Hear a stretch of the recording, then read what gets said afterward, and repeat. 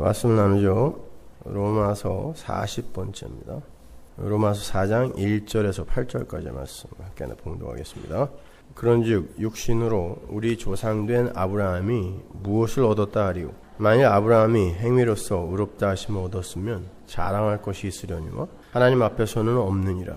성경이 무엇을 말하느뇨? 아브라함이 하나님을 믿음에 이것이 저에게 의로 여기신 바 되었느니라. 일하는 자에게는 그 삭슬 은혜로 여기지 아니하고 빚으로 여기거니와 이를 아니할지라도 경건치 아니한 자를 의롭다 하시는 이를 믿는 자에게는 그의 믿음을 의로 여기시나니 일한 것이 없이 하나님께 의로 여기심을 받는 사람의 행복에 대하여 다윗의 말한 바 그 불법을 사하심을 받고 그 죄를 가리우심을 받는 자는 복이 있고 주께서 그 죄를 인정치 아니하실 사람은 복이 있도다 함과 같으니라.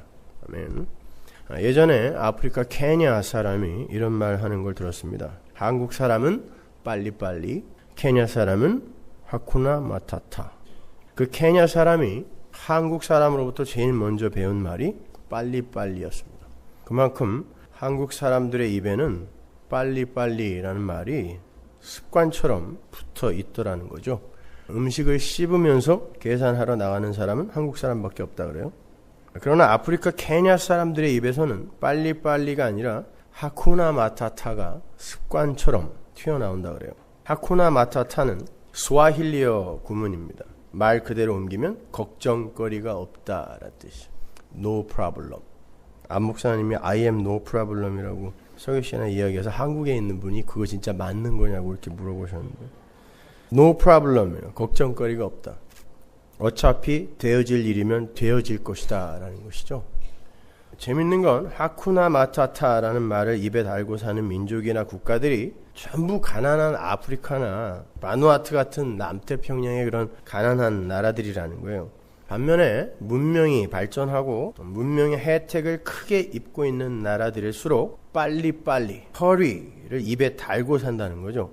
그래서 가난한 거지 이렇게 속으로 생각하실지도 모르겠는데 영국의 신경제재단이 세계 178개국을 대상으로 조사한 행복지수 순위표를 보면요. 하쿠나 마타타를 입에 달고 세워라 내워라 하면서 그렇게 사는 가난한 나라들이 상위 순위에 올라가 있고요. 방글라데시가 1위입니다.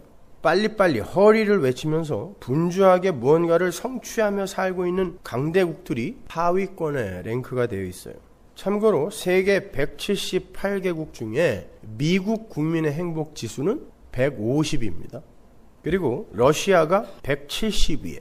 한때 세계를 양분하여 갖고 있었다고 해도 과언이 아닌 두 나라가 최고 꼴찌라니까요. 한국이 102위. 저는 아프리카 케냐에도 가봤고 바누아투에도 가봤어요. 비가 약한 저는요. 거기 가서 밥도 제대로 먹을 수 없었고 화장실도 제대로 갈 수 없어요. 다 재래식 화장실이니까. 그리고 잠자리도 너무 불결하고 불편해서 꼬박 며칠을 뜬 눈으로 세울 수밖에 없었습니다. 저도 이미 문명의 이게 중독이 되었다는 증거겠죠. 당시 저에게는 그러한 곳에 살고 있는 사람들이 세계에서 가장 큰 행복을 누리고 살고 있다는 것이 참 의문이었어요. 도대체 행복이 뭐길래 그 사람들은 그 상황 속에서 행복하다고 그러는 걸까? 그렇게 그 나라들이 행복지수가 높은 나라라는 것이 알려지자 전 세계에서 이민자들과 투자자들이 몰려들었습니다.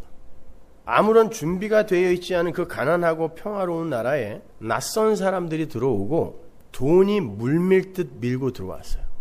화장실이 수세식으로 바뀌고 선풍기, 에어컨, 핸드폰, TV가 들어왔습니다. 그러한 문명을 더 많이 얻어내기 위해 교육열이 높아졌고요. 삶의 구도가 하쿠나 마타타에서 경쟁 구도로 바뀌어 갔습니다. 수많은 신종 직업이 창출이 되고 소득이 높아졌어요. 국민 소득이. 교육을 받은 원주민들이 더욱더 예의 있는 쿨한 사람으로 변했고 공중도덕이라는 게 심지어 법에 의해 규정되기까지 했어요. 싱가포르처럼. 어떻게 됐겠어요? 그 나라의 행복지수가 급속히 추락을 해버렸어요. 환경이 나아졌고 원주민들이 그나마 사람의 모양을 갖추고 성숙한 시민의식을 발휘하기 시작했는데 정작 행복이 날아가더라는 것입니다. 진짜 행복했던 사람들이 이 인류의 역사가 생산해낸 그런 문명의 이기와 본인들의 열심과 노력을 버무려서 멋진 인간적 성숙과 환경의 진보를 이루어냈더니 불행이 찾아오더라는 거예요. 하쿠나 마타타, 내 모습 이대로에 만족하고 더 나은 삶과 미래에 대한 욕심이 없었을 때에는 재래식 화장실과 석회가 가득한 물, 지저분한 잠자리가 불편하지 않았어요. 그런데 보다 나은 나, 지금보다 나은 미래라는 목표가 생기자, 희망이 생기자 현재의 나가 굉장히 불편하고 창피하고 심지어 불쾌해지더라는 거죠. 그러니까 엄밀히 말해 희망이 없을 때는 그 자리에서 행복하게 살 수 있었는데 희망이라는 게 생기자 인간들이 그때부터 빨리빨리 어디론가 분주하게 달리기 시작하더라는 거예요. 그리고 그렇게 달리는 만큼 행복이 떨어져 나가요. 원래 희망이라는 단어의 희자는 바랄 희자죠. 근데 옛날에는요, 이 바랄 희자와 드물 희자를 같이 혼용해서 썼어요. 드물 희자가 바랄 희 옆에 벼화변이 붙으면 드물 희자거든요. 그러니까 희망이라는 건 그만큼 성취하는 이가 드문 거예요. 희망은요. 그냥 희망이에요. 바라는 거죠. 그럼에도 모든 인간이 보다 나은 나, 보다 나은 미래라는 희망을 향해 죽어라고 달리고 있는 거예요. 로또 한번 맞아보겠다라는 그런 마음으로요. 그러면서 행복을 잃어가는 거죠. 그렇게 아담 안의 모든 인간은 지금보다 나은 하나님처럼의 삶을 향해 달려요. 발전 없는 인생은 게으른 인생이 되고 심지어 악한 인생으로 평가받아요. 오죽하면 유치원 애들도요, 생텍쥐베리의 어린 왕자를 읽고 그 캐릭터에 대해서 불만을 표출하더랍니다. 어린 왕자가 자라지도 않고 성숙하지도 않고 힘이 세지지도 않고 그냥 그 상태로 죽는 게 못마땅한 거예요, 애들이요. 이런 시대가 된 거죠.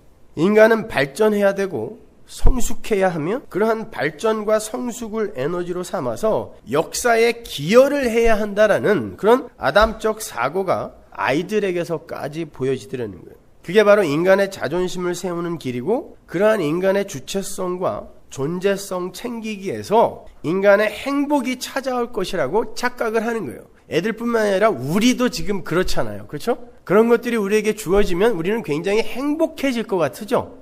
근데 하나님은요, 선악과 따먹은 아담들이 자신들의 열심과 노력으로 건설하고 있는 이 역사와 인생의 결국이 파멸, 파괴요, 불살라짐이라고 말씀하세요. 그 말은 인간들이 역사를 통해서 건설해 놓은 보다 성숙한 인간상과 보다 발전된 세상이 결국 하나님의 빛 아래에서 불살라지도록 계획이 되어 있다는 뜻이에요. 말라기 4장 1절 보십시오. 만군의 여호와가 이르노라 보라 극렬한 풀무불 같은 날이 이르니 교만한 자와 악을 행하는 자가 다 초계 같을 것이라. 그 이르는 날이 그들을 살라 그 뿌리와 가지를 남기지 아니할 것이로되 내 이름을 경외하는 너희에게는 의로운 해가 떠올라서 치료하는 광선을 바라리니 너희가 나가서 외양간에서 나온 송아지같이 뛰리라. 마지막 때가 되면 이 세상 모든 것들이 초계같이 된다는데 이 초계라는 단어, 코쉬라는 단어가 말라 비틀어진 집이에요. 역사 내내 건설한 이 집이 그 나라가 말라 비틀어진 코쉬, 집이라는 건데 그거 다 태워버리겠다는 뜻이에요. 그런데 똑같은 불이 성도에게도 떨어지는데 그 불은 치료하는 광선이 되더라는 거죠. 성도는요, 그 마지막에 떨어지는 불을 역사 속에서 끊임없이 받게 돼요. 이게 불같은 시험이에요. 베드로가 이야기한 불같은 시험. 그래서 그들이 세우고 있는 육의 집, 역사라는 집을 여러분의 인생 속에서 계속 불사름을 당해요. 이걸 고난이라 그래요. 그렇게 말라 비틀어진 역사라는 집과 자아라는 집이 그의 인생 속에서 불태워진 자들에게는 이걸 자기 부인이라고 하거든요. 인생 속에서 그게 불태워진 자들에게는 마지막에 내려오는 성령의 불이 치료하는 광선, 즉 그들을 성도로 완성하는 광선이 될 것이지만, 왜냐하면 그게 다 타야 고린도서에 나오는 불 가운데서 얻는 구원이 그거란 말이야. 공력을 다 태워버리고 예수라는 기초와 예수라는 집만 남긴다는 게 바로 그 이야기잖아요. 그래서 그 불이 내려와서 완성시키는 거예요. 완성. 그런데 이 역사 속에서 빨리빨리를 외치면서 전혀 누군가의 방해도 받지 않고 자신의 나라, 육의 나라, 세상 나라를 열심히 건설한 건축자들은 그 나라와 함께 영원히 불타게 된다는 말이에요.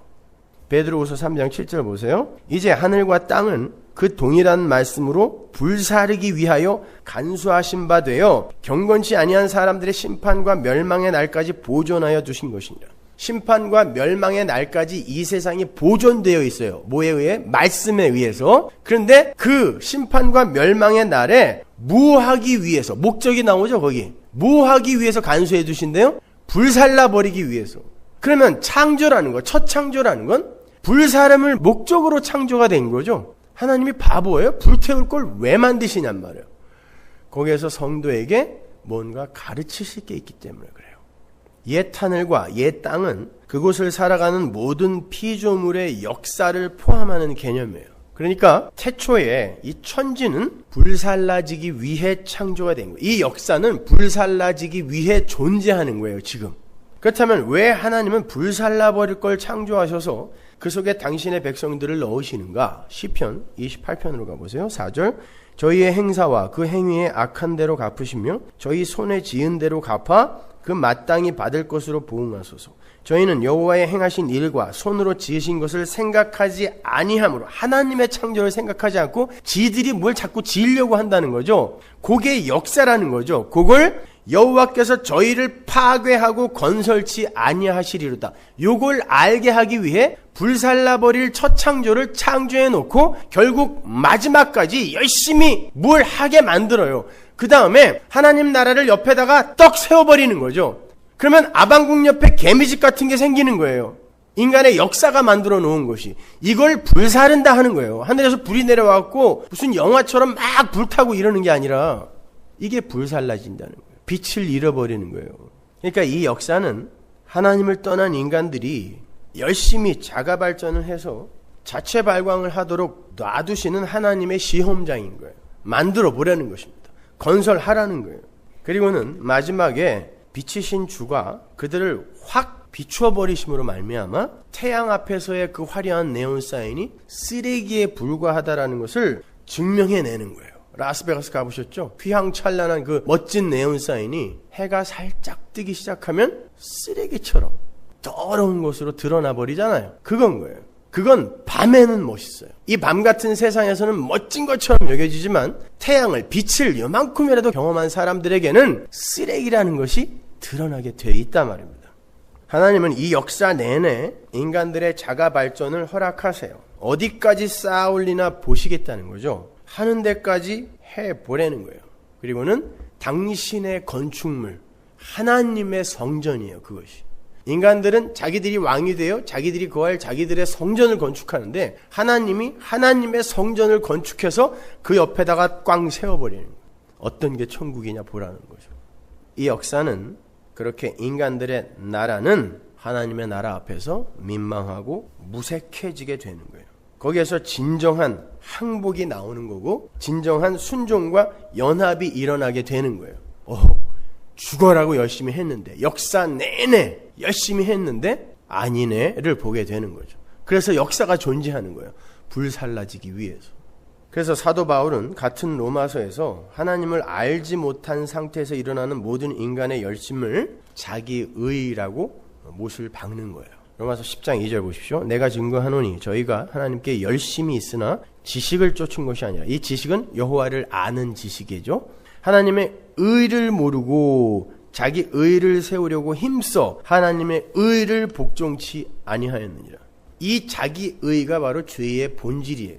열심히 뭔가를 하는데 인간들이 인간들을 위해서, 그리고 인간들의 가능성과 능력을 드러내기 위해 하는 열심, 이게 자기 의거든요. 그게 죄예요. 다른 거 없어요. 이게 죄예요.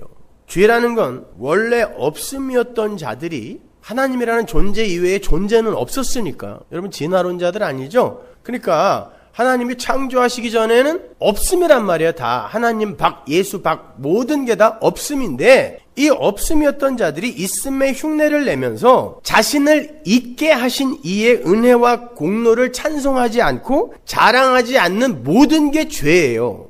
단순히 세상의 도덕과 윤리와 사회법으로 그만 어떤 걸 하는 게 죄가 아니라 제발 좀 알아먹으시란 말이에요. 죄는 없음이라는 자들이 있음의 흉내를 내는 그게 죄란 말입니다. 쉽게 말해서 자신을 있게 하신 하나님 앞에서 저는 원래 티끌이었습니다. 아담마, 흙이란 말이에요. 인간은 원래 없는 존재다라는 거를 히브리 사람들이 알아먹는 개념, 티끌이라는 걸, 흙이라는 걸 동원해서 설명하는 거예요. 사람이 진짜 흙을 막 이렇게 주물럭거려갖고 어떤 목사님 말씀대로 젓가락으로 푹 찔러봤다 이게 아니라 없었던 거라는 걸 어떤 개념을 동원하여 설명하는 거예요. 그래서 티끌이에요. 그래서 흙이란 말이에요. 저는 원래 티끌, 없음이었습니다. 하나님의 은혜가 아니면 그렇게 티끌, 즉 없음일 수밖에 없는 제가 이렇게 하나님의 은혜로 있음이 되었습니다라는 요 고백을 하지 않고 자신의 존재됨에 자기의 능력과 가능성이 일조를 했다고 믿는 모든 존재의 자기자리 이탈, 요걸 설명하기 위해 마귀가 동원된 거고요. 그 마귀는 자기 자리를 처음으로 이탈한 천사라고 하잖아요. 이걸 설명하기 위해 그 마귀, 이러한 죄악된 세력의 총화인 그 마귀라는 실체가 동원이 되는 거란 말이에요. 마귀는 실제하는 존재지만 그걸 설명하기 위한 하나의 상징이란 말이죠. 그런 자기 자리 이탈과 그 자기 자리 오해가 다 죄란 말이에요. 그게 죄란 말이에요. 하마르티아, 관역을 벗어나다, 휘브리스, 교만이죠 이거는. 그것도 역시 자기 자리를 벗어나다예요. 죄, 교만, 아마르티아, 위브리스 이게 다 지자리를 벗어나는 거란 말이에요. 이게 원래 자기 처음 자리를 잊고 아니 생각하지도 않고 원래 자기는 있음이라고 우기는 거, 이게 마귀란 말이에요. 그건 바로 나란 말입니다. 나. 그러한 오해에서는 반드시 자기 주체성 확립의 시도가 일어나게 되어 있어요. 그리고 그러한 자기 주체성 확립의 과정에서 나는 이 정도의 사람이야 라고 자존심을 챙겨가면서 그게 행복이라며 착각하고 사는 게 역사예요. 우리 그렇게 살았잖아요. 나를 증명하는 게 행복이다 라고 여겼기 때문에 죽으라고 돈 버는 거죠. 그거 벌어서 하루에 4끼 먹는 사람이 있어요?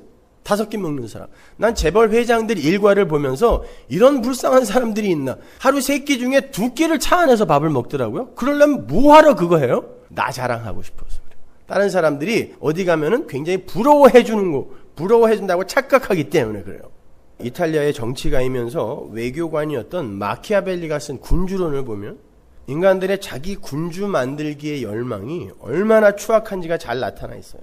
군주가 되기 위해선 상대방에게 사랑과 두려움을 골고루 적당히 맛보게 해줘야 되는데 그 둘 중에 하나를 버려야 할 상황이 오면 사랑을 버리고 두려움과 공포로 상대방을 압도해야 한다. 군주들은 다 읽어야 돼요. 정치가는 다 이거 읽어야 됐어요. 그때.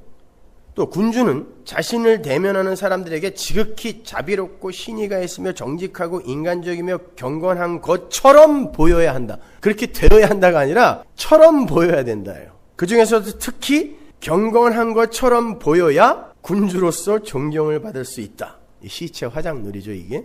위장을 해서라도 그렇게 보이라는 거예요. 군주 되려면. 이게 모든 인간들이 지금 시도하고 있는 겁니다. 그리고 인간을 짓밟을 때는 아주 처참하게 짓밟아 뭉개버려야 감히 복수할 엄두도 내지 못한다. 이건 무슨 논두렁 양아치들의 행동 강령도 아니고 양아치들이 그러잖아요. 누구 때리려면 반 죽이라 그래요. 대충 때리면 꼭 복수하러 온다고. 이게 군주론이에요. 정치학의 고전이요. 정치가들의 필독소라는 군주론이 담고 있는 내용이 이거라니까요. 이건 단순히 정치가들의 행동 강령일 뿐만이 아니라 자신을 주로 삼아 살고 싶어하는 모든 아담 군상들의 합의된 행동 강령이에요. 그래서 마키아벨리즘이니 국가지상주의니 뭐니 하면서 500년이 지난 지금에도 스테디셀러예요. 이것이. 쇼를 하든 연극을 하든 폭력을 휘두르든 표리부동이나 속임수를 동원하든 열심을 가장하든 어떻게 해서든지 군주의 자리를 확보하고 사수하며 지키려는 거예요. 거기에는 수단과 방법이 가려져서는 안 된다는 거죠. 마지막에는 모든 인간은 믿을 만한 존재가 못 되니까 절대 믿지 말아라. 요거는 꼭 잊지 말아라. 이렇게 당부까지 하죠. 너만 왕 되면 된다는 거예요. 마키아벨리는 그렇게 수단과 방법을 가리지 않고 자신의 군주 자리를 지키는 게 복이며 선이고 군주의 자리를 뺏기는 게 실패고 악이라 그래요. 이게 세상 나라의 군주가 꼭 숙지해야 할 삶의 원리죠. 그러나 그 마키아벨리의 군주론은 예수님의 가르침과 정확하게 반대가 되는 가르침이에요. 정확하게 다. 예수님은 높은 자가 되려는 자는 낮아져야 한다 그랬고 지는 게 이기는 거라 그랬어요. 상대방과 싸울 때 복수하지 못하게 반 죽이라고 그러지 않고 왼쪽 밤을 더 대주라고 그랬어요. 남을 짓밟아서 자신의 권위를 사수하는 게 아니라 네가 밟혀주라 그래요. 이게 하나님 나라의 삶의 원리예요. 군주론으로 대표되는 힘의 원리의 세상은 내가 주임을 증명하고 내가 가장 착하고 성숙한 자라는 걸 입증하는 걸 목적으로 하는 자기 주체성 확립, 존재성 확립이 존재의 목적이 되지만 하나님 나라는 하나님이 주이시고 하나님 홀로 주체자이심을 인정하며 그 창조자 앞에서 자신의 처음 자리, 없음이었던 처음 자리를 인정하고 그 창조자의 은혜와 긍휼, 생명력을 선물 받아서 그분의 것으로 존재하며 그분의 뜻을 그려내며 사는 게 존재의 이유와 목적이 되는 나라인 거예요. 아담 군상들은 빨리빨리를 삶의 모토로 해서 역사 속 바벨탑을 쌓으며 스스로의 복을 찾아가고 있는데 하나님 나라의 백성들은 하쿠나 마타타 하면서 하나님의 은혜만을 의지하며 살아가요. 그분이 끌고 가시는 곳으로 나는 반드시 갈 거니까 하쿠나 마타타 될 대로 되라 캐세라세라 어떻게든 되겠지. 이게 지 마음대로 살라는 뜻이 아니라 하나님이 끌고 가시는 데에 내 몸을 맡긴다는 뜻이에요. 하나님이 끌고 가시는 그 이끌리는 삶에 나를 맡긴다는 뜻이에요. 그게 하쿠나 마타타입니다. No problem. 내가 열심히 노력해서 나의 가치를 챙기려고 하지 않아도 하나님이 이미 묵시 속에 완성해 놨기 때문에 no problem. 내가 조금 실수하고 실패해도 괜찮다. 인 거란 말이에요. 예수님이 옆에 달린 강도한테 그랬잖아요. 주님 나라 임하실 때 나를 좀 기억해 주세요. 그랬을 때 강도가 얼마나 면목 없겠어요. 죽을 때까지 강도짓만 했는데 그때 하나님이 말씀하셨다니까요. No problem. 하쿠나 마타타 그랬단 말입니다. 오늘 보면 6절 이하를 보시면 바울이 사람의 참된 행복을 이렇게 정의를 해요. 6절 보세요. 일한 것이 없이 하나님께 의로 여기심을 받는 사람의 행복에 대하여 다윗의 말한 바 여기 행복, 복 계속 나와요. 뭐가 행복이고 뭐가 복인지 보세요. 그 불법을 사하심을 받고 그 죄를 가리우심을 받는 자는 복이 있고 주께서 그 죄를 인정치 아니하실 사람은 복이 있도다 함과 같으니라. 성경이 말하는 행복은 복은 빨리빨리 hurry up 하면서 자아 성취와 자기 주체성 확립에서 오는 게 아니라 하쿠나 마타타 하면서 하나님의 은혜 안으로 들어가서 일한 것이 없이 하나님께 의로 여기심을 받는 게 행복이다 그래요. 세상 나라, 그 자아라는 나라의 건축을 멈추고 하나님께서 주시는 하나님 나라를 덧입는 게 행복이라 그래요. 건축자들은 항상 예수라는 모퉁이돌을 울타리 밖으로 집어 던지죠. 그 예수님이 하신 말씀입니다. 그러니까 이 세상 아담 군상들은 행복의 정의를 완전히 잘못 내리고 있는 거예요. 행복은 인간이 노력하고 발전시키고 성취하여 얻어낼 수 있는 종류의 것이 아니라 하나님 앞에서 완전히 빈 그릇이 되어서 하나님이 주시는 은혜를 감사함으로 넙죽 받아 챙기는 거, 이걸 행복이라 그래요. 이 구절은 다윗의 시인 시편 32편을 인용한 구절인데요. 다윗은 충신 우리아의 아내를 겁탈해서 임신을 시켜놓고 그 사실이 탄로가 날까봐 사람을 시켜서 우리아를 교살했습니다. 그런데 하나님께서 나단을 시켜서 그의 실체를 보게 만들었죠. 다윗이 자신의 죄가 무엇인지를 직시하게 됐어요. 그 전까지 다윗의 자의식은 원수를 2번이나 살려준 사람, 아무도 대항하지 못한 골리앗을 물맷돌 5개로 물리친 용감한 사람, 이게 다윗의 자의식이었어요. 근데 하나님께서 그의 실체를 그냥 폭로시켜버리는 거예요. 그렇게 해서 껍데기를 확 벗겨봤더니 자신은 말할 수 없이 추악한 죄인이더라는 거예요. 그래서 다윗이 시편 51편에서 나는 모태 중에서도 죄인이었습니다. 지금은 어떻겠습니까? 라고 이야기하는 거죠. 죄인 맞습니다. 그런데 더 안타까움은 그러한 자신의 구원을 위해서 자기가 할 수 있는 게 없어요. 돌이킬 수가 없어요. 부정해진 밧세바를 원래 상태로 돌려놓을 능력도 없고 이미 저질러졌어요. 죽은 우리아를 살려낼 방법도 없어요. 어떻게 해야 돼요? 그러면은 큰일 났네. 일은 벌어졌네. 그때 유일한 방법이 하나님이 덮어주는 거예요. 가려주는 거예요. 그 이야기를 하는 거예요. 시편 32편은. 나단이 와서 다윗의 죄를 확 폭로한 다음에 그런데 하나님이 용서해 주신단다까지 이야기를 했어요. 이게 뭔 일이냐? 그 얘기 듣고 쓴 시편이에요. 32편. 7절을 보시면 그 죄를 가리우심을 받는 자가 복이 있다 그러죠. 거기에서 가리우심이라고 번역된 단어가 에피칼립토예요. 그 단어는 덮다, 숨기다 라는 뜻이죠. 바울은 의도적으로 그 아피칼립토라는 단어와 바로 그 앞에 사심을 받다, 아피헤미를 동의어로 채택하여 쓰고 있어요. 7절을 잘 보시면. 그러니까 죄를 용서받는다는 건 그가 지은 죄가 다 없어진다는 뜻이 아니라, 물론 그건 묵시 속에서 완료될 성도의 현실이에요. 근데 이 역사 속에서는 죄를 용서받는다는 게 여전히 죄만 생산해내는 나를 하나님께서 가리고 덮는다가 용서받은 죄인이에요. 여러분은 지금 이 역사를 살아가고 있는데 성경은 여러분은 의인이라 그러죠. 근데 여러분이 의인이 된 게 아니라 다윗은 이 이후에도 여전히 죄를 지었어요. 여전히 죄를 지었고 마지막에는 아주 더러운 배설물처럼 살다가 왔어요. 근데 다윗이 안 거예요. 하나님이 덮으시면 된다. 안 거예요. 그래서 바로 밑에 본문 8절로 가면 주께서 그 죄를 인정치 아니하실 사람은 복이 있다라고 하는 거예요. 거기에서 인정하다라고 번역이 된 헬라어 로기조마이는 대차 대조표의 차변과 대변을 기록할 때 사용되는 단어예요. 가계부 쓰는 사람들 계시죠, 여기? 저는 그 가계부 쓰는 사람을 너무너무 존경해요. 보질 못했기 때문에.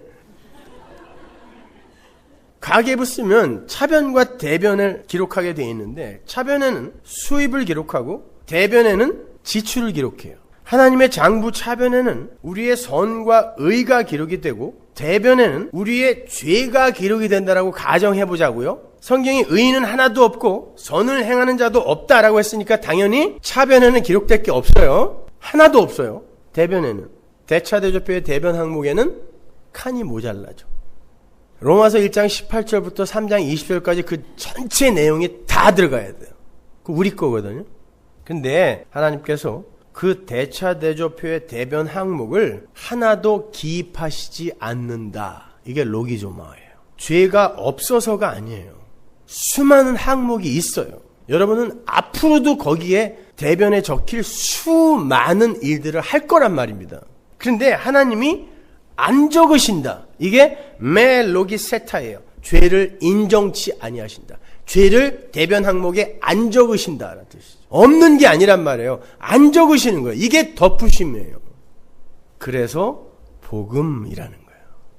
있을 수 없는 일이 일어나 버린 거예요. 그것을 경험하고 실감하는 게 역사이며 인생이란 말입니다. 우리는 계속해서 죄를 쏟아내고 자신의 영광과 가치만을 위해서 살아가는데 하나님께서 끝까지의 사랑, 그 끝까지의 사랑으로 계속 우리의 발을 씻기고 계시는 거예요. 매 순간 당신의 피로 우리를 덮어버리시는 거예요. 그러니까 아침에 일어나면 예수의 피 한 잔 마시고 시작하는 거예요. 피 한 잔 하실래요? 이러면서. 사망 직전의 죄인들에게 계속해서 예수의 피를 부어 먹이시는 거예요. 우리는 그러한 경험을 통하여 예수의 피와 십자가의 필연성을 배우는 것입니다. 그래서 본문 6절과 8절에도 똑같은 로기조마이, 여기심이라는 단어가 등장하는 거예요. 다시 6절로 가보세요. 오늘은 제가 밑에서부터 올라가면서 설명해드리고 있어요. 이란 것이 없이 하나님께 의로 여기심을 받는 사람의 행복에 대하여 다윗의 말한 바. 이란 것이 없이 하나님께 의로 여기심을 받는 이란 어구에서 이 여기심을 받다라는 단어가 똑같은 로기조마이에요. 하나님께서 하늘의 대차대조표의 차변 항목에 전혀 기록할 것이 없는 상태에서 의인은 없나니 하나도 없고 선한 일을 행하는 자도 없고 생각하는 자도 없다 그랬으니까 차변 항목에 전혀 들어갈 게 없는데 당신이 준비하신 의를 그 차변 항목에 로기조마이, 임퓨트 하신다는 거예요. 그걸 바울이 행복이라고 표현을 하는 거고 그러한 복된 소식을 우리는 복음이라고 하는 거예요. 그게 안 좋으면 할 수 없는 거고. 이 로기조마이, 여기다라는 단어가 로마서 이해의 아주 중요한 키예요. 수없이 나와요. 로마서에. 이 로기조마이라는 단어는 어떠한 팩트를 근거로 해서 판정을 내리고 기록을 하는 게 아니라 판정권자의 권한으로 그냥 그렇다고 인정해 주는 거예요. 팩트는 아닌데 이게 로기조마예요. 그래서 복음이라니까요. 근데 우린 자꾸 팩트를 만들어내려고 한단 말이에요. 그걸 imputation, 전가라고 하잖아요. 하나님이 팩트가 없는데 그냥 자기가 만들어서 우리 걸로 여겨주는 거예요. 이게 전가란 말입니다. 그걸 이해하기 위해선 반드시 자신의 실체 파악이 먼저 되어야 되는 거예요. 내가 만들어낼 수 있는 게 아무것도 없구나라는 이 실체 파악, 자아, 인식. 근데 인간들이 그걸 안 하는 거예요. 심지어 교회라는 사람들도 말씀 앞에서 드러나는 자신의 실체를 애써 외면하려고 하지, 제가 죄인 중에 괴수입니다라는 고백을 하려고 하지 않아요. 그래도 저 사람보단 조금 낫죠? 라고 우기고 싶어 한단 말입니다. 그러한 하나님의 전가가 실제로 효력을 발휘한다는 걸 인정하고 수긍하는 걸 믿음이라 그래요. 물론 그 믿음은 하나님의 믿음에서 격발되는 우리의 주관적 믿음을 이야기하는 거예요. 그래서 일한 것이 없이예요. 일한 것이 없이. 본문 4절과 5절을 보세요. 일하는 자에게는 그 삭슬 은혜로 여기지 아니하고 빚으로 여기거니와 일을 아니할지라도 경건치 아니한 자를 의롭다 하시는 이를 믿는 자에게는 그의 믿음을 의로 여기시나니. 이 구절을 조금 더 원어에 맞게 제가 풀어서 번역을 해볼게요. 일을 하는 사람은 그가 받는 품삯을 은혜로 받는 것으로 생각하지 않고 당연한 보수로 생각합니다. 그러니까 나중에 심판대 앞에서 염소들이 그러죠. 내가 언제 안 했습니까? 이랬으니까 달래는 거예요. 내가 언제 안 했습니까? 5절. 그러나 이 일을 아니할지라도 경건하지 못한 사람을 의롭다 여겨주시는 분을 믿는 사람은 요게 이거예요. 나는 흙이었어요. 그냥 흙으로 있었는데, 먼지였는데 하나님이 너 의롭다, 너 존재되라, 창조의 말씀이 떨어져서 창조물이 되었을 때 이걸 맞아요, 그렇게 된 거죠. 인정하는 거. 요게 일한 것이 없이예요. 아무것도 안 해도 된다는 말이 아니라 제발 그렇게 그냥 유아적으로 좀 생각 좀 하지 마시란 말이에요. 그 경건하지 못한 사람을 의롭다 여겨주시는 분을 믿는 사람은 비록 아무 공로가 없어도 그 믿음이 의로움으로 인정을 받습니다. 하나님이 창조하셨고 하나님이 다 하셨습니다라는 것을 인정하는 그것, 이게 역사의 목적이란 말이에요. 그래서 이 역사가 그 목적을 다 수행하면 불살 없어지는 거예요. 보시다시피 사도 바울은 보편적 아담 군상들의 일을 아주 경계하고 있어요. 여기에서 일하다라고 번역이 된 단어는 엘가조마인데 이건 노력하다예요. 노력하다. 그렇다면 지금 사도 바울은 인간들의 자기 자존심 챙기기, 자기 존재성 챙기기, 자기 주체성 챙기기에 모든 노력을 폭격하고 있는 거예요. 노력을 빨리빨리 이걸 폭격하고 있는 거예요. 빨리빨리. 왜냐하면 하나님의 은혜가 배제된 상태에서 인간들의 그러한 노력은 혹 그러한 일은 없겠지만 그가 은혜를 입는다고 해도 그걸 자기가 일한 대가로 여기지 은혜의 선물로 여기지 못하기 때문이라는 거예요. 이게 4절 5절이에요. 인간들은 절대로 자기가 한 일을 들고 저는 무익한 종입니다라는 고백을 못하는 족속들이라는 거예요. 그런데 자기가 한 일이라고는 죄 지은 것밖에 없다는 걸 아는데 하나님께서 믿음을 선물로 주셔서 하늘 소망을 품게 해주셨다는 것을 인정하게 되는 자들은 하나님의 주대심과 하나님의 은혜와 긍휼만을 찬송하게 되기 때문에 그들을 가리켜 의롭다 한단 말이에요. 의가 뭐라 그랬어요? 디카요수네, 짜다크.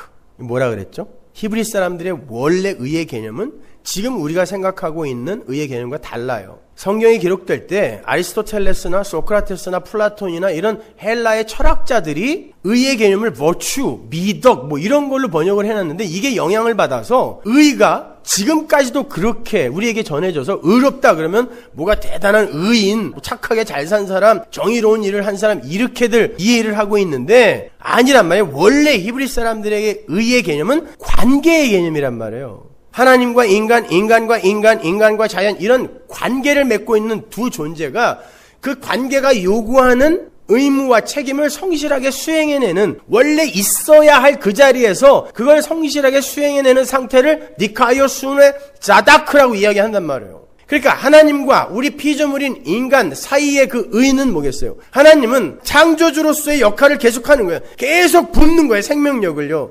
그리고 인간은, 피조물은 그 생명력을 받아 존재하는 거예요. 이게 의존성이라고 하는 거예요. 하나님 절대 의존적 존재. 그런데 얘가 고만 나도 내가 힘이 있는데 왜 자꾸 나를 이렇게 먹여주려 그래? 엄마 고만 좀 먹여줘. 내가 알아서 먹을게. 이런 어린아이처럼 그만 나도 할 수 있다니까요. 이게 선악과 사건이었잖아요. 자, 그게 불의란 말입니다. 그리고 그걸 죄라고 하는 거란 말이에요. 그런데 나는 아무런 공로도 없고 일한 것도 없습니다. 내가 죄인 중에 교수 맞습니다. 더스트 맞습니다. 먼지가 무슨 선한 일을 하겠습니까? 라고 하면서 하나님의 그 의만을 꼭 붙드는 자, 믿는 자, 그가 의롭다, 여김을 받는다 라고 이야기하는 거예요. 이게 4절 5절이란 말입니다. 그러니까 구약 때나 신약 때나 율법이 있기 전이나 율법이 주어진 이후나 모든 하나님의 백성이 다 은혜로 믿음으로만 구원을 얻는다는 게 로마서 전체의 진술이에요. 잘 보시면 로마서 1장 17절 이게 코어 키예요. 로마서 전체의 키. 의인은 믿음으로 말미암아 구원을 얻는다. 이게 로마서 전체의 코어 키고 그걸 중심으로 그 이야기를 쭉 설명해내는 게 로마서예요. 그러니까 전체 유대인이건 이방인이건 율법 있는 자건 없는 자건 전부 다 믿음으로 의롭게 된다. 그래서 하박국의 그 말씀을 들어서 바울이 계속 반복하여 설명하는 거예요. 니들이 뭐가 잘나서가 아니라 율법이 있어서가 아니라 제사를 지내서가 아니라 착하게 살아서가 아니라 믿음으로 의롭게 된다. 그래서 오늘 본문에도 율법 이전의 사람인 아브라함과 율법 이후의 사람인 다윗이 등장하는 거죠. 율법 이전 사람의 대표 아브라함, 믿음의 조상. 율법 이후에 우리의 대표 다윗. 이 두 사람이 믿음으로 의롭게 되었다. 그럼 뭐예요? 율법 전이나 후나 구약이나 신약이나 다 믿음으로 의롭게 되는 것이다 이야기하는 거란 말입니다. 그건 우리가 지난 시간에 공부한 로마서 3장 25절에서도 명기가 된 바 있어요. 25절 다시 한번 볼까요? 이 예수를 하나님의 그의 피로 인하여 믿음으로 말미암는 화목 제물로 세우셨으니 이는 하나님께서 길이 참으시는 중에 전에 지은 죄를 간과하심으로 자기의 의로움을 나타내려 하심이니. 여기서 전에 지은 죄가 십자가 이전의 구약 세대를 이야기하는 거예요. 어떤 개인의 예전에 지은 죄가 아니라 오늘을 보면 이게 십자가가 서기 이전의 그 모든 죄, 그리고 그 이후에 이때에도 라고 나오죠. 26절에는. 그러니까 그때에도 이때에도 십자가 예수 그리스도라는 화목 제물에 의해 의롭게 되는 것이다를 설명한단 말이에요. 거기에 대한 확실한 예가 율법 이전 시대 사람인 아브라함이죠. 그래서 또 아브라함이 등장하는 거예요. 또 아브라함이. 지겨워요 아주 이제. 그죠? 1절에서 3절을 보세요. 그런즉 육신으로 우리 조상된 아브라함이 무엇을 얻었다 하리요? 만일 아브라함이 행위로서 의롭다 하심을 얻었으면 자랑할 것이 있으려니와 하나님 앞에서는 없느니라. 성경이 무엇을 말하느뇨? 아브라함이 하나님을 믿음에 이것이 저에게 의로 여기신 바 되었느니라. 사도는 로마서 3장 21절부터 31절까지 해서 하나님의 백성이 의롭게 되는 길은 하나님이 준비하신 또 다른 의, 예수 그리스도를 믿는 믿음에 의해서만 가능하다는 것을 강력하게 웅변하죠. 그리고는 그런즉이라고 4장 1절을 시작하는 거예요. 그런즉 거기에 아브라함의 이야기가 예로 등장하고 있단 말이에요. 그러니까 아브라함의 이야기는 오직 믿음으로 의롭게 되는 하나님의 의의 이야기여야 되는 거예요. 그래서 첫 구절부터 아주 원색적이며 강력해요. 아브라함이 육신으로 얻어낸 게 뭐가 있냐? 그래요. 바울이 유대인의 조상인데 아브라함이 그의 육신으로 얻어낸 게 뭐가 있냐? 아브라함이 믿음의 조상이 되고 의의 조상이 된 것에 아브라함이 그의 육신으로 보탠 게 뭐냐? 이런 뜻이에요. 육신으로서의 아브라함은 쓰레기다라고 선언해버리는 거예요. 이건 아브라함은 무용지물이라는 거예요. 아브라함은 행위로 의롭다 하심을 얻은 게 아니라 하나님이 선물해 주신 믿음으로 의롭게 되었다는 거예요. 여기에도 여겨주시다. 로기조마이가 나와요. 아브라함이 괜찮은 사람이 되어서가 아니라 계속해서 마누라 팔아먹고 애굽으로 도망가고 그리고 130살이 넘어서도 계속 첩을 얻어서 그두라 얻어서 자식 낳고 그러는데 하나님이 의로 로기조마이 여겨주신 거예요. 차변 항목에 아브라함의 인생의 차변 항목에 하나님이 의를 쭉 기입해 주시는 거예요. 그래서 히브리서 11장에 그 믿음의 선진들의 그 면모를 보면 다 자기 인생이 아니죠. 아브라함, 사라 마찬가지예요. 아브라함이 무슨 믿음으로 갈대우를 떠났어요. 사라 하나님이 이삭 주신다 그럴 때 비웃었잖아요. 근데 믿었대요 그거를. 모세 사람 죽이고 도망간 거지 바로의 공주의 아들이라 칭함이 별로 달갑지 않아서 간 거 아니잖아요. 우리가 알잖아요. 그런데 그러한 대변 항목을 하나님이 싹 지우개로 지우더니 차변 항목에다가 그는 바로의 공주의 아들이나 칭함을 거절하고 예수 그리스도를 위하여 능욕을 받는 걸 애굽의 모든 부하보다 더 낮게 여기고 언제 그랬냐고요. 근데 하나님이 차변 항목에 자기가 기록을 해주는 거예요. 이게 여겨주시다예요. 로기조마이. 이걸 구원이라고 한단 말이에요. 이게 덮으심이란 말입니다. 그런데 성경이 한 입으로 두 말하는 사람처럼 각기 다른 말을 하고 있는 것처럼 보일 때가 있어요. 창세기 26장으로 가보세요. 거기엔 또 다른 말이 나와요. 지금 바울은 분명히 아브라함이 한 게 뭐 있냐? 아브라함은 쓰레기다 그러는데 하나님은 다른 말 하세요. 내 자손을 하늘의 별과 같이 번성케 하며 이 모든 땅을 네 자손에게 주리니. 지금 하나님이 이삭에게 하는 말이에요. 이거는요. 네 자손을 인하여 천하 만민이 복을 받으리라. 이는 아브라함이 내 말을 순종하고 내 명령과 내 계명과 내 율례와 내 법도를 지켰음이니라 하시니라. 바울은 지금 분명히 아브라함이 뭐 한 게 있냐 그러는데 하나님은 율례와 계명과 법도를 지켰다 그래요. 누구 말이 맞아요? 여기에서 율례와 법도, 계명이라고 번역이 된 히브리어 토라, 후카, 미스바는 다 율법을 가리키는 단어예요. 아브라함 때 율법이 주어졌어요? 헷갈리죠 지금. 아브라함, 모세, 다윗 어떤 시대 사람인지. 이거 다 율법이라는 뜻인데 아브라함 때 율법이 주어졌어요? 아브라함은 BC 2000년 사람이에요. 율법은 시내산 BC 1500년 모세에게 주어진 거란 말이에요.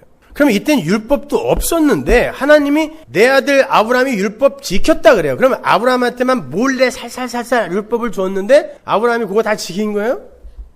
여러분 율법의 내용이 뭐라 그랬습니까? 예수 그리스도라는 메시아에 관한 하나님의 창세전 약속이에요. 그래서 너희에게 메시아가 필요하단다. 이게 율법이 가리키는 거예요. 아브라함이 그걸 믿었다는 거예요. 이게 율법을 지켰다예요. 율법이 의미하고 상징하는 게 따로 있었는데 그 진리를 알아먹은 걸 율법을 지켰다라고 하지, 그런 어떤 구체적 세목 몇 개를 지키고 안 지키고의 문제가 아니란 말이에요. 하나님은 아브라함의 인생을 통하여 왜 예수 그리스도가 너를 살려야 되는지를 알게 하셨다는 거예요. 그렇기 때문에 이제 이삭에게 찾아가서 똑같은 일을 또 행하시는 거예요. 그리고는 또 야곱에게 찾아가서 똑같은 일을 행하시고, 그리고 여러분의 인생에 찾아오셔서 또 똑같은 일을 해내시는 거예요. 왜 예수가 너를 와서 구원해 줘야 되는 줄 알아? 이렇게. 왜 죽어야 되는지 아니? 이렇게. 자, 아브라함이 하나님과의 동행을 통해서 하나님의 언약은 하나님 홀로 이루시는 것이며 그 언약 성취의 방법으로 하나님 아들의 십자가가 사용될 것이라는 걸 알게 되었다. 그건 마치 창세기 3장 15절의 원시복음, 여인의 후손에 의해서 아담과 하와가 살게 될 거라는 하나님의 약속을 믿고 구원을 얻은 아담과 하와의 이야기와 같은 거예요. 아, 여인의 후손에 의해서 사는 거구나. 이거. 아브라함도 그걸 알았다는 거예요. 자꾸 요즘 이제 새로 우리 교회 설교를 듣는 분들이 에베소서 강해 중에 제가 아담과 하와가 죄가 없었습니다. 근데 그들이 왜 천국에 못 갔죠? 제가 이렇게 말한 대목이 있나 봐요. 제가 그렇게 이야기한 건 왜 아담과 하와가 죄가 없는데도 불구하고 에덴 동산에 있어야 됩니까? 천국에 가야지. 이런 이야기였는데 아담과 하와는 지옥 간다고 그랬다고 어떤 웹사이트에다가 제 이름을 거론하면서 이렇게 써놨더라고요. 다 이해도 못했으면서. 아담과 하와는 죄가 없었는데 에덴 동산에서 선악과의 시험을 통과해야 했단 말이에요. 그러니까 천국은 죄가 없어서 가는 게 아니라 의가 덧입혀져야 가는 곳이란 말이에요. 그 얘기를 하려고 했던 거지. 무슨 아담과 하와가 왜 지옥 가요? 천국 갔어요. 알아먹었다니까요. 그렇기 때문에 산자의 어미라고 진 거 아니에요. 산다 우리는. 그래서 신약에서도 계명을 지킨다, 율법을 지킨다, 말씀을 지킨다, 이런 개념과 예수를 믿는다, 이 개념을 같은 걸로 설명하고 있는 거예요. 요한일서 3장 22절로 가보세요. 무엇이든지 구하는 바를 그에게 받나니 이는 우리가 그의 계명들을 지키고 그 앞에서 기뻐하시는 것을 행함이라. 그의 계명은 이것이니 곧 그 아들 예수 그리스도의 이름을 믿고 그가 우리에게 주신 계명대로 서로 사랑할 것이니라. 그의 계명들을 지키는 자는 주 안에 거하고 주는 주 안에 거하시나니 우리에게 주신 성령으로 말미암아 그가 우리 안에 거하시는 줄을 우리가 아느니라. 계명을 지키는 게 뭐라 그래요? 율법의 세목을 지켜내는 거라 그래요? 예수를 믿는 거라 그러잖아요. 예수를 믿는 게 계명을 지키는 거예요. 예수 그리스도의 이름을 믿고 그 이름 앞에서 자신들의 처음 자리를 확인하여 다른 이들을 외모로 판단하지 않는, 다른 말로 사랑하는, 다른 이들을 외모로 판단하는 거, 이게 미워하는 거예요. 그런데 외모로 판단하지 않고 당신이나 저나 예수 그리스도의 은혜와 긍휼 아니면은 다 그냥 쓰레기이며 죽은 흙에 불과합니다. 이걸 인정하면서 상대방을 바라보는 걸 사랑이라 그래요. 그게 바로 계명을 지키는 거란 말이에요. 그러니까 말씀을 지킨다, 말씀대로 산다라는 말의 의미는 성경에 나오는 하라 하지 말라의 명령을 잘 분별하여 지켜내고 수행한다는 말이 아니라, 성경에 나오는 하라 하지 말라의 명령은 노자의 도덕경에도 똑같이 나오고 불경에도 똑같이 나와요. 그러면 그 사람들도 지금 말씀대로 사는 거예요? 말씀대로 사는 게 뭔지 잘 생각해 보세요. 그게 아니라 말씀이신 예수를 알아먹는 거예요. 그리고 말씀이신 예수가 창조해 나가는 새 창조의 과정에 들어가 있는 그게 말씀대로 사는 거예요. 말씀에 의해 끌려가는 거. 새 창조의 자리로, 주여 왜 당신의 때가 아닌데 벌써 와서 우리를 괴롭히나이까? 누가 한 말이에요? 귀신이 한 말이에요? 이 돌들로 떡을 만들어라. 누가 한 말이에요? 마귀가 한 말이에요? 나에게 경배하면 이 세상 모든 천하 만국의 영광을 너에게 주리라. 누가 한 말이에요? 마귀가 한 말이에요? 이거 말씀이에요, 아니에요? 마귀가 한 말인데 성경에 기록되어 있잖아요. 말씀이란 말입니다. 그러면 말씀을 지킨다는 게 뭔지 한 번이라도 생각해보란 말이에요. 마귀가 한 말도 지켜야 되는 거예요? 말씀대로 산다는 건 이 말씀 자체가 예수를 그려내고 있는 것이기 때문에, 그걸 계시 역사라 그래요. 예수를 그려내고 있는 것이기 때문에 그 예수가 나의 구원자이며 주라는 걸 아는 자리로 내가 말씀에 의해 끌려가는, 그걸 말씀대로 산다 그러는 거예요. 말씀에 끌려가며 산다라고 하는 거예요. 말씀을 지킨다는 건 그 말씀을 내가 장악하여 사유한다는 뜻이잖아요. 그래야 지키죠. 근데 하나님이신 말씀이 어떻게 우리 같은 인간에게 장악이 됩니까? 포착이 돼요. 말씀이 우리를 장악하고 포착하여 당신이 이끄는 곳으로 끌고 가죠. 이걸 말씀대로 산다라고 하는 거예요. 근데 어디서 어줍지 않은 도덕 윤리의 수준을 갖고 끌고 들어와서 교회에서 왜 말씀대로 안 사냐고 그 사람들한테 물어보세요. 당신 말씀이 뭔지는 아냐고. 말씀에 대한 정의, 죄에 대한 정의, 구원에 대한 정의, 죄인에 대한 정의, 이런 것도 하나도 세워지지 않은 인간들이 어둡지 않게 훈계하고 돌아다녀요. 하나님의 말씀은 하나님을 그려내는 하나님이에요. 그래서 태초에 말씀이 계셨는데 그분이 하나님이다라고 하는 거예요. 우리는 말씀을 통하여 예수를 배우고 예수를 의지하고 예수를 의존하면 되는 거예요. 그리고 거기서 하나님을 보면 되는 거예요. 그 말씀을 하나하나 지켜내는, 그 세목을 지켜내는 게 우리의 본무가 아니란 말입니다. 그러니까 아브라함이 율법과 계명을 지켜서 의롭다 하심을 얻고 복을 받았다는 창세기의 말은 아브라함이 무슨 기특한 행위를 해서 점수를 얻었다는 말이 아니라 오히려 그의 처음 자리를 자각하고, 난 이런 인간이구나, 이렇게 처음 자리를 자각하고 하나님이 선물해 주신 믿음에 의해서 자신을 완전히 부인당하고 오직 어린 양 예수만 믿는 자가 되어 의롭게 되었다라는 그런 말인 거예요. 자, 이제 왜 로마서에서는 믿음으로 구원받은 대표적 인물이 아브라함으로 등장하는데 야고보서에서는 행함으로 구원받는 이의 대표로 아브라함이 동일하게 등장하고 있는지 아시겠죠? 루터가 잘못 본 거예요. 야고보서는 지푸라기 서신 아닙니다. 로마서와 똑같은 이야기를 하고 있는 거예요. 기독교에서 이야기하는 행함은 믿음이 격발해내는 자기 부인인 것이지 우린 아니구나, 이런 자기 부인인 것이지 다른 종교인들이나 무신론자들도 열심을 부려서 행할 수 있는 도덕적 윤리적 착한 행위 정도가 아니란 말이에요. 성도에게 요구되는 행함은 다른 종교인들이나 무신론자들이 절대로 흉내낼 수 없는 행함이어야 돼요. 그래야 믿음으로 하는 행함일 거 아니에요. 야고보서에서 이야기하는 믿음과 행함은 뗄래야 뗄 수가 없다며요. 야고보가 얘기했잖아요. 그러면 믿음으로 말미암는 행함만 성경이 요구하는 행함이잖아요. 근데 믿음이 없이도 할 수 있는 그 행함은 성경이 요구하는 행함이 아니란 말이에요. 믿음으로만 나오는 행함, 그게 뭐냔 말이에요. 자, 야고보서로 가서 야고보가 말하는 아브라함의 이야기를 한번 읽어보면서 그 행함이 뭔지 한번 보자고요. 야고보서 2장 17절. 이와 같이 행함이 없는 믿음은 그 자체가 죽은 것이라. 혹이 가로되 너는 믿음이 있고 나는 행함이 있으니 행함이 없는 내 믿음을 내게 보이라. 나는 행함으로 내 믿음을 내게 보이리라. 네가 하나님은 한 분이신 줄을 믿느냐? 잘하는도다. 귀신들도 믿고 떠느니라. 아 허탄한 사람아, 행함이 없는 믿음이 헛것인 줄 알고자 하느냐? 우리 조상 아브라함이 그 아들 이삭을 제단에 드릴 때에 행함으로 의롭다 하심을 받은 것이 아니냐? 네가 보거니와 믿음이 그의 행함과 함께 일하고 행함으로 믿음이 온전케 되었느니라.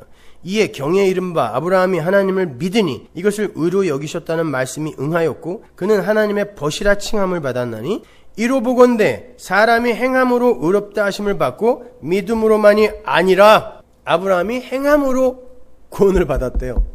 바울과 야고보가 싸우고 있는 것 같죠, 마치 어떤 토론의 석상에서. 바울은 아니다, 무슨 행함이냐, 야고보는 행함이다 이러잖아요.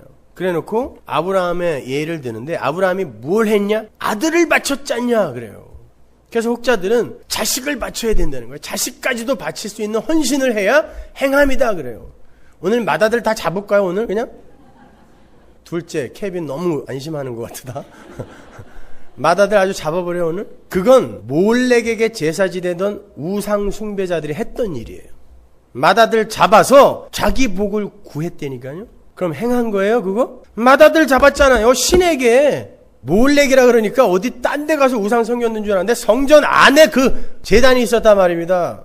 여러분 이 야고보서의 시작이 어떻게 되는지 아세요? 야고보서 2장 1절 한번 보세요. 내 형제들아 영광의 주 곧 우리 주 예수 그리스도를 믿는 믿음을 너희가 받았으니로 시작해요. 믿음을 받았으니 사람을 외모로 취하지 말라. 여기서부터 오는 게 믿음과 행함의 이야기예요. 사람을 외모로 취하지 말라. 예수를 믿는 믿음을 받은 자들아, 선물 받은 자들아, 너희는 믿음으로 구원을 얻은 자들이니 다 믿음으로 구원을 받았는데 누가 잘나고 누가 못나고가 어딨니? 근데 믿음을 받았다고 하면서 어떻게 다른 이들의 됨됨이나 성숙의 정도나 성취의 정도 이런 걸 갖고 저 사람은 신앙이 좋은 사람, 저 사람은 신앙이 없는 사람, 이 사람은 부자니까 축복받은 사람. 구약 때는 부자가 하나님의 축복받은 사람으로 여겨졌거든요. 이 사람은 하나님의 축복받은 사람, 이 사람은 하나님의 저주받은 사람. 어떻게 그렇게 판단을 할 수가 있니부터 시작하는 거예요. 야고보 2장 1절이요. 니들이 진짜 그 긍휼을 안다면, 믿음을 받은 자로서 하나님의 은혜로 구원받은 거라는 걸 안다면 어떻게 사람을 그들의 됨됨이나 그들이 성취한 성숙의 정도나 그들이 한 착한 일이나 나쁜 일 이런 외모로 갖고 그들이 구원을 받았느니 안 받았느니 축복받았느니 저주받았느니 어떻게 그런 말을 할 수 있니? 이거예요.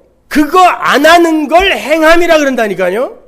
완전히 거꾸로 보고 있는 거예요. 오늘날 개혁주의는 야고보서를요. 지금 야고보가 아브라함과 라합을 예로 들어서 강조하고자 하는 행함은 하나님의 긍휼을 입어서 믿음을 선물 받은 자들이 그 긍휼의 의미를 이해하지 못하고 함부로 겉으로 나타난 증상만 갖고 사람들을 판단하는 못된 행위들을 지적해내는 거예요. 그래서 갑자기 귀신이 등장하는 거예요. 귀신이 가진 믿음. 귀신들도 하나님을 알아보고 하나님이 한 분이신 줄도 안돼요. 그리고 그 앞에서 두렵고 떤대요. 귀신들도 두려워 떠느니라.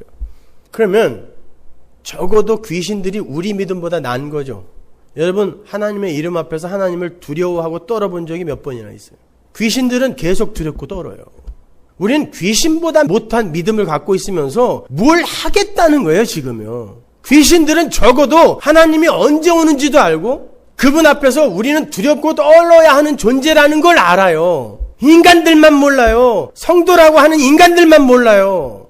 그러면 어떻게 해야 되냐고요? 덮어야죠. 근데 귀신들이 흉내낼 수 없는 게 있어요. 귀신들은 하나님의 긍휼을 구하지 않아요.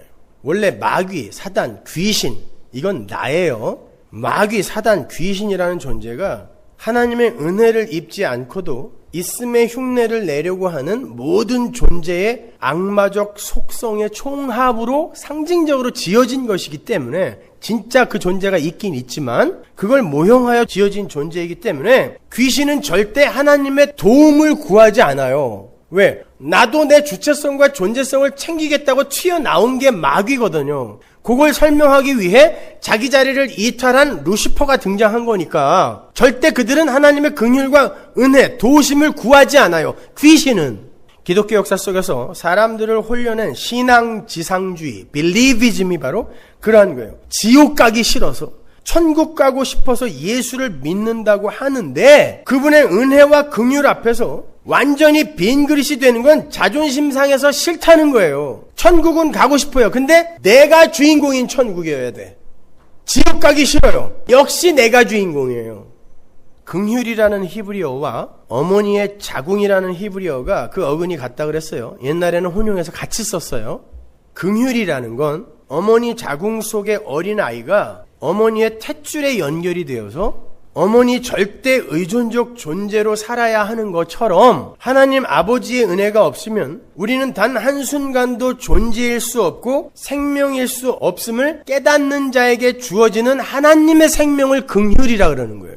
근데 스스로의 존재성과 주체성을 챙겨서 하나님 앞에서 그 탯줄을 제거하고 홀로 있음의 흉내를 내는 고깃덩어리, 이거 유산된 거예요. 이거는요. 그 마귀의 세력은 절대로 그 긍휼을 구할 수가 없는 거예요. 난 홀로 살 수 있다라고 하는 거예요. 그건 이미 고깃덩어리예요. 뿌리 뽑힌 풀, 나무와 똑같은 거예요. 살아는 있지만 죽은 거예요. 사망으로 가기 때문에. 이 세상 모든 인간들이 헌금, 선행, 구제, 기도, 전도, 예배 할 수 있어요. 이거 다 불교에도 있는 거예요. 이슬람교에도 다 있는 거예요. 우리보다 헌금 더 많이 하고 우리보다 기도 더 많이 합니다. 그들은 포탄, 박격 포탄이 날라와도 하루 5번씩 꼭 기도해요. 예배? 우리는 골프 약속만 있어도 빠지지만 그 사람들은 목숨 걸고 안 빠져요. 그러면 믿음 없이도 이건 다 할 수 있는 거예요. 그죠? 근데 성령 받은 자들에게서만, 믿음을 받은 자들에게서만 나올 수 있는 게 있는데 그게 바로 하나님의 은혜와 긍휼을 구하는 거예요. 헌금을 하면서도 하나님 어떻게 이걸 하면서도 여전히 손이 이렇게 벌벌 떨리죠? 역시 저는 하나님의 은혜가 없으면 안 되는 존재네요. 자, 헌금은 똑같이 하는데 믿음을 받지 못한 자들은 그걸 자기 자랑으로 챙겨갖게 되고 성령 받은 자들은 역시 저는 쓰레기네요로 가는 거예요. 구제, 착한 일, 선한 일 마찬가지예요. 뭘 그렇게 대단하게 우리가 진심에 어린 구제와 선한 일을 합니까? 다 나의 면을 위해서 하는 거지. 그러면서 성도는 예수께로 가요. 믿음이 없는 자들은 그걸 자기 자랑으로 다 챙겨 가지면서 나는 이렇게 했는데 너는 왜 못해? 라고 지적을 하게 돼 있단 말입니다. 그걸 하고 안 하고가 중요한 게 아니에요. 어떤 일을 하든 그 속에서 긍휼을 구하느냐, 하나님의 그 특출, 나에게 꽂혀있는 하나님의 생명선이 떨어져 나가면 난 죽는다라는 이 자각이 있느냐 없느냐, 이게 문제란 말이에요. 그러면 죄인됨의 자각이 맨 먼저 있어야 되는데 이게 없단 말이에요. 이게. 여러분 예수 왜 믿으세요? 천국 가려고 믿으세요? 아니면 병 걸릴까 봐? 마음의 평안을 위해서?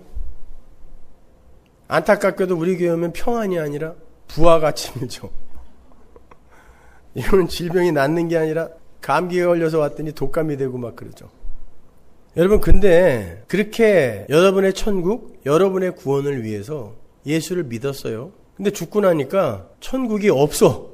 그럼 어떡할 거예요? 아, 예수 괜히 믿었네. 그럴 거 아니에요. 목적이 그거였다면. 그러면 예수님은 얼마나 불쌍한 분입니까? 잘 생각하세요. 내 천국, 내 구원을 목적으로 하고 예수 믿는 게 잘하는 걸라고 알고 있었죠? 그건 예수님을 모독하는 거예요, 여러분. 천국, 구원 이런 거 없으면 예수는 쓰레기 되는 거예요. 이게 좋은 믿음이에요? 여러분은 그 예수를 사랑하는 분이에요. 그 예수와 함께라면 초가삼간도 그 어디나 하늘나라라면서요. 이거는 그냥 립 서비스입니까? 내가 어떤 존재인지 내 처음 자리를 배워본 적이 없어서 그래요. 그걸 자각하는 게 성도의 본무라는 걸 배워본 적이 없어서 그래요. 믿음은 예수가 믿게 하셔서 믿는 거예요. 예전에 그 80년대 하이틴 스타였던 박미령이라는 탤런트가 무당이 됐어요. 그렇게 이쁘고 똑똑했던 여자가 갑자기 신이 내린 거예요. 받기 싫어요, 자기는.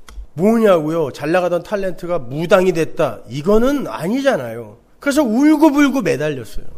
제발 다른 사람한테 가라고. 그런데 안 돼요. 건강이 나빠지고 사고가 생기고 받아야 돼. 어쩔 수 없이. 받았어요. 무당이 됐습니다. 그 즉시 기적을 일으켰어요. 작두 위에서 뛰는데 머리카락도 잘라지는 작두 위에서 맨발로 뛰는데 사람이 하나도 안 다쳐. 그리고는 어마어마한 돈을 벌기 시작해서 그걸로 구제, 착한 일을 하기 시작했습니다. 그 누구도 흉내낼 수 없는 모든 걸 털어 착한 일을 하고 있어요. 여러분, 성령 받아 예수 믿고 착한 일 하는 사람과 이 사람이 뭐가 달라요? 우리의 목적이 그겁니까? 믿음이 그렇게 불가항력적으로 뚫고 들어오는 건 똑같아요. 맞아요. 아이 괜찮다니까. 예수 믿는 거 맨날 지고 살아야 되고 당해야 되고 모함당해야 되고 싫어요. 근데 성령이 들어와 버렸어. 그런데 끌고 가는 방향이 달라요. 나는 내 믿는 신을 의지하여 이렇게 착하게 산다를 자랑하는 게 아니라 제가 이 꼴이라 그냥 뚫고 들어오신 거군요. 이렇게 우리를 몰고 간다니까요. 우린 무당만도 못할 삶을 살게 돼요. 근데 그 무당이 사는 삶을 쫓아가려고 하는 거예요. 우리가요. 내가 모신 신이 나를 이렇게까지 훌륭하게 만들어줬다는 거죠. 거기에는 그 일을 하는 내가 주인공이란 말입니다.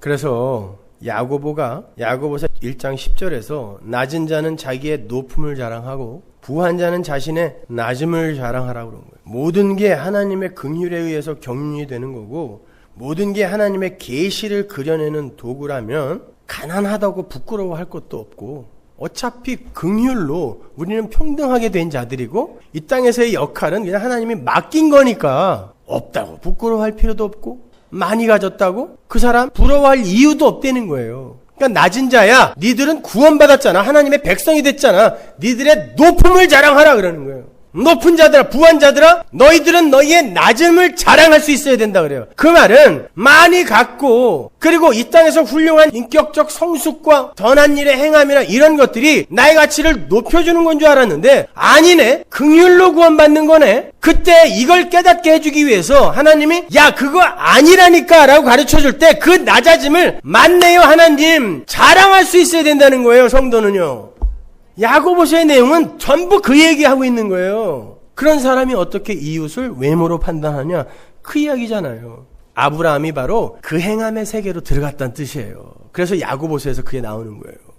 아브라함이 모리아산에서 자기 자식의 심장에 칼을 꽂을 수 있었던 건 하나님의 언약은 제가 도와준다고 성취되는 게 아니네요. 얘가 여기서 죽어도 하나님은 내 후손을 바다의 모래처럼 하늘의 별처럼 많게 만드실 걸 저는 이제 믿습니다. 제가 안 도와드려도 되네요. 그 전에는 도와드렸잖아요. 내가 죽으면 안 되니까 그 언약이 성취가 안 되니까 와이프도 팔아먹고 애굽으로 도망도 가고 내가 살아야 되니까 그랬는데 모리아산에까지 가보니까 하나님의 언약은 하나님이 성취하시는 거예요. 그러니까 죽여 그럼 죽이는 거예요. 난 몰라요. 어차피 살려내시던지 아니면 딴 놈 데려다가 또 만드시겠죠. 자기 부인의 자리지. 거기는 나는 내 아들까지도 이렇게 바쳤습니다가 행함이 아니란 말이에요. 이해가 가세요? 라합 마찬가지예요. 내가 속해 있던 나를 어떻게 할지도 모르는 그 이스라엘에게 팔아먹어버리는 거예요. 이 나라 아니구나. 난 저 나라에 속해야 사는구나 라고 내 인생 전체를 팔아버리는 거예요. 이게 라합이에요. 그래서 야고보서의 행함이 아브라함과 라합으로 등장하는 거지 그 사람들이 행한 행함을 본받아서 하라는 게 아니란 말입니다. 그걸 본받는 자들이 우상 섬기는 자예요. 몰렉에게 아들 바치는 자. 기독교는 하나님에게 아들을 바쳐서 내가 원하는 걸 얻어내는 게 아니라 하나님이 날 찾아와서 자기 아들을 나에게 주는 거예요. 그래서 예수님이 그러잖아요. 야고보서에서 그러죠. 아브라함이 하나님의 벗이라 칭함을 받았다. 누가 친구라 그래요? 예수님이. 친구를 위하여 목숨을 버리는 자가 친구라 그래요. 우리는 안 되잖아요. 근데 예수님이 우리를 위하여 목숨을 버림으로 우리의 친구가 된 거란 말이에요. 그 이야기예요. 아브라함의 이야기는. 근데 전부 자기들이 뭘 해서 예수님께 가겠다는 거예요. 아브라함은 하나님의 약속을 믿은 거예요. 하나님 앞에서 없음으로 내려가는 거예요. 우리는요. 결국에는 그게 긍휼을 구하는 자, 어머니의 탯줄의 소중함을 아는 자. 이거 끊어지면 안 되는구나. 끊어지면 유산되는 거예요. 여러분. 그때 세상 사람들이 가치로 힘으로 규정해 놓은 것들이 모두 은혜의 산물임을 알게 되어서 나눔과 구제와 선행의 삶이 문득 나오는 거예요. 지속적이지도 않아요. 문득 나와요. 그러다가 또 아까워서 주머니 움켜쥐고 또 말씀과 나의 접촉점이 생기면 그때 또 그렇지 이게 진짜 가치가 아니지 하면서 그러한 변화가 나오는 거죠. 그러나 그 변화 또한 나에게 사유되는 게 아니에요. 사유가 된다라는 건 계속 지속돼야 된다는 뜻인데 그거 안 되잖아요. 우리는 그러한 것들을 통해서 하나님을 알아가는 거예요. 그래서 성경을 보면 사도 바울이 어디에서는 이렇게 야 무슨 행함이야 믿음으로 구원받는 거야 그랬다가 딴 데 가서는 야 이 나쁜 새끼들아 어떻게 그렇게 사니 이렇게 이야기하는 거예요. 도대체 무슨 말을 들으라는 거야 사도 바울이요. 네? 억지로 끼워 맞추려고 하지 마시고 여러분 한번 생각해 보세요. 어디서는 고린도 교회 같은 데 편지 쓴 거 보세요. 야 이 도둑놈의 새끼들아 니들이 예수 믿고 어떻게 그렇게 사냐. 딴 데서는 야 자유해 구원은 믿음으로 얻는 거야. 이런 모순되는 설교를 저만 하는 게 아니라 사도 바울 성경이 했단 말입니다. 예수님도 똑같이 그렇게 설교를 하다 가셨다니까요. 뭐예요? 어떤 일을 통해서도 하나님의 백성은 거기에서 예수의 긍휼을 붙들게 되어 있는 거예요. 야, 이 도둑놈의 새끼다! 그러면, 맞습니다로 가게 되는 거고. 구원은 예수 믿는 믿음으로 얻는 거야. 그러면, 그렇죠. 제가 이 모양이니까 예수의 긍휼로 저는 구원받는 거죠. 어떤 설교를 해도 예수의 긍휼로 가게 돼 있어요. 뭐가 옳은 설교고, 뭐가 그런 설교라고, 그 사람이 진짜 예수와 십자가를 이야기하고 있다면, 여러분이 함부로 판단하면 안 되는 거예요. 거기서 내가 예수를 붙드는가를 봐야지. 그래서, 초대교회 사람들이 하나님의 복음을 알게 되고 성령이 임하자 자기 걸 다 내놔버린 거예요. 헌금 정도가 아니라 11조 정도가 아니라 재산 전부를 내놓은 거예요. 아, 역사는 우리의 행복과 구원에 전혀 기여가 안 되는구나 하고 버린 거예요. 그거는요. 착한 일을 한 게 아니라. 만일 성령 받은 자들은 전부 그렇게 살게 된다면 그게 지속적으로 이어졌어야 돼요. 안 이어졌어요, 여러분. 성령 받은 자들은 전부 그렇게 산다가 아니라 하나님 나라가 그런 나라인데 그러한 모습들이 우리의 삶 속에서 지향성으로 나타나고 문득 하나님의 은혜와 우리의 이 접촉점이 형성될 때 나타날 텐데 그때 야 우리가 요리로 가는 거구나를 알아먹으라는 거예요. 집 팔아서 헌금하고 같이 모여 살자 이거 아니라니까요. 마게도냐 교회 보세요. 예루살렘 교회가 어려움에 처했다니까 단 한 번도 본 적이 없는 사람들인데 바울 말만 듣고 그 가난했던 사람들이 도움을 받아야 할 사람들이었어요. 그 사람들은요. 그런데 우리 제발 헌금 좀 하게 해주세요 하고 쫓아다녔어요. 사도 바울을. 뭐예요? 이게 우리 살리는 거 아니다라는 것을 복음을 아는 자들이 알더라는 것입니다. 그래서 마지막 남은 빵덩이를 헌금 봉투에 넣어버리는 거예요. 그러나 이게 지속되지 않아요. 보세요. 여러분 아브라함의 믿음과 의의 이야기가 창세기 15장이라 그랬죠. 그 창세기 15장이 어떻게 시작되는지 아세요? 그 믿음과 의의 이야기. 그걸 지금 사도 바울이 로마서 4장에서 인용해다 쓰잖아요. 지금. 어떻게 시작되죠? 아브라함이 두려워하더라에서 시작돼요. 가보세요.